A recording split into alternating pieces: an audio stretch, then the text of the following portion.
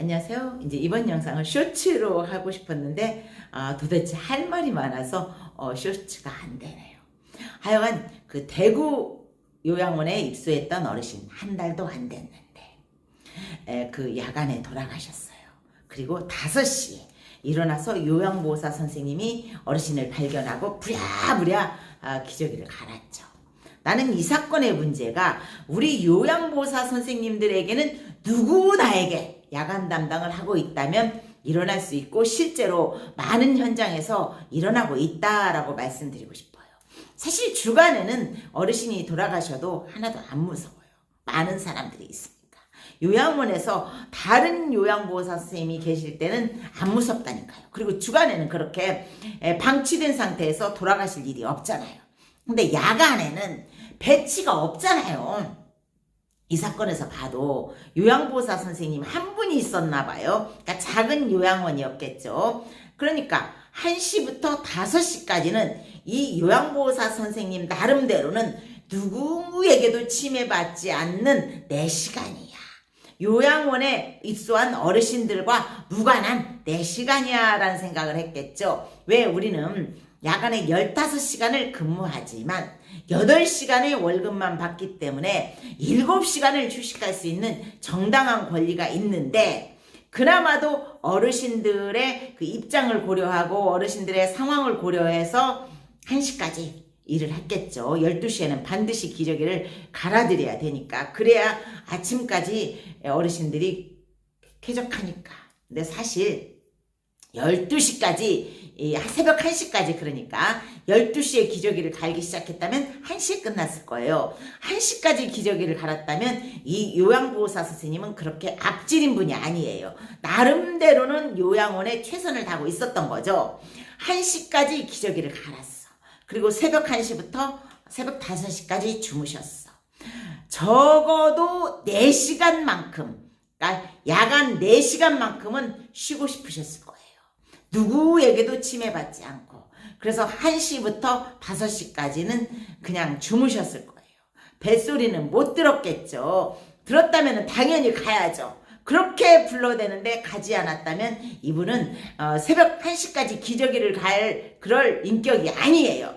그러니까 새벽 1시까지 기저귀를 갈았다라는 것은 적어도 이분의 인격이 최소한은 하신다. 요양보호사로서의 노력을 하시는 분이 아닐까라는 추정이에요. 그런 추정이 가능한 상태에서 이분이 이제 1시부터 5시까지 주무셨어요. 뱃소리가 안 들렸을 거라고 저는 그렇게 생각한다고 하지 않았습니까? 그리고 5시에 일어나서 보니까 부랴부랴 그 기저귀를 갈 수밖에 없었어요. 어르신은 돌아가셨고 인간이 돌아가실 때 사망할 때는 내부에 있는 모든 것들을 빼낸다고 하잖아요. 그러니까 내부에 있는 것들을 빼낸 그 오염물질이 있었겠죠. 그러니까 갈 수밖에 없었겠죠. 자, 그리고 이분은 그 과실치사로 그 돌멩이를 받고 있어요. 근데 나는 이분을 옹호하지도 못하고 이분을 주장하지도 못하고 또 돌멩이를 나도 던질 수는 없겠어요. 왜? 객관적인 상태를 나는 모르니까. 이분이 만약에 혼자 근무를 했어. 그런데 깨어 있었어. 그런데도 안 갔어. 그렇다면 물론 이분의 잘못이 크죠. 그런데 나는 그렇게 생각해요.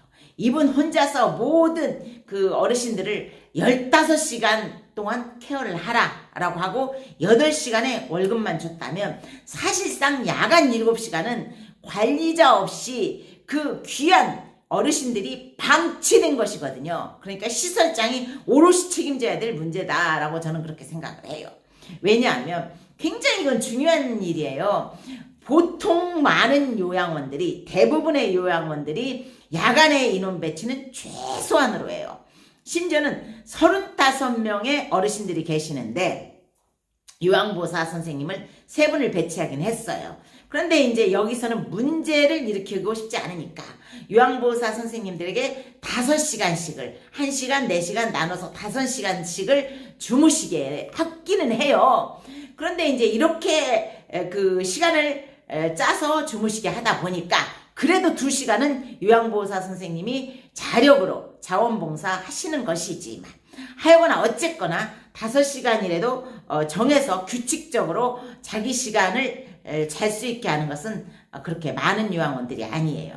그런데 그렇게 하다 보니까 어떤 타임에서는 3분의 요양보호사 선생님 중에 단 한 분만 눈을 뜨고 계시고 그 한 분만 관리를 하시고 케어를 하시는 시간이 있어요. 그때는 한 분이서 35분의 기저귀를 모두 갈아야 돼요.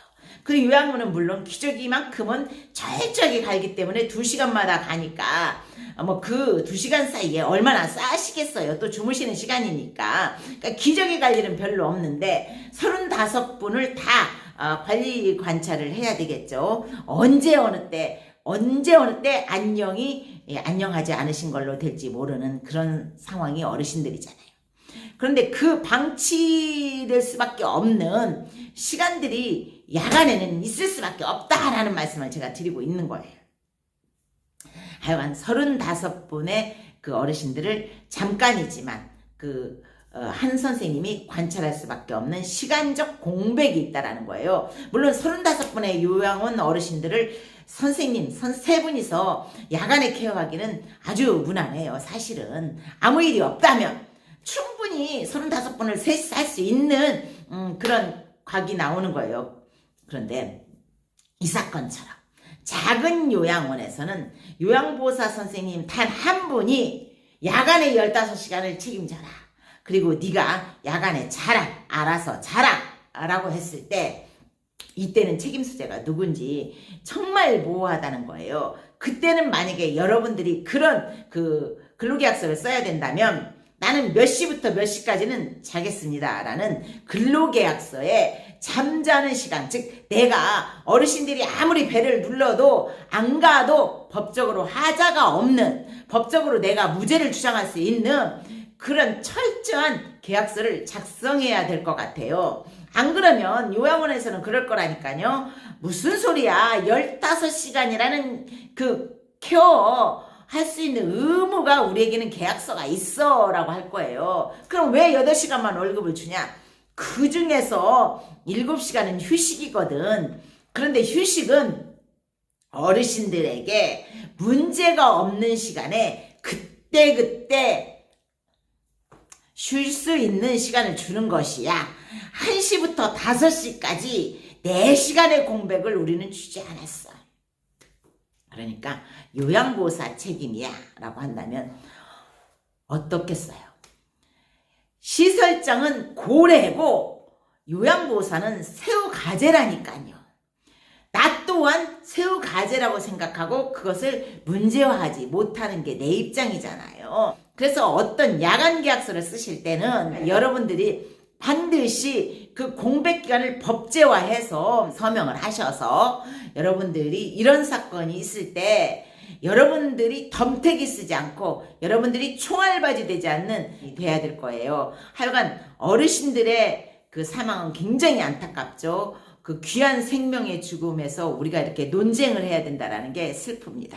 그러나 그것은 요양보호사 야간 담당의 현실이기에 이야기해봤습니다.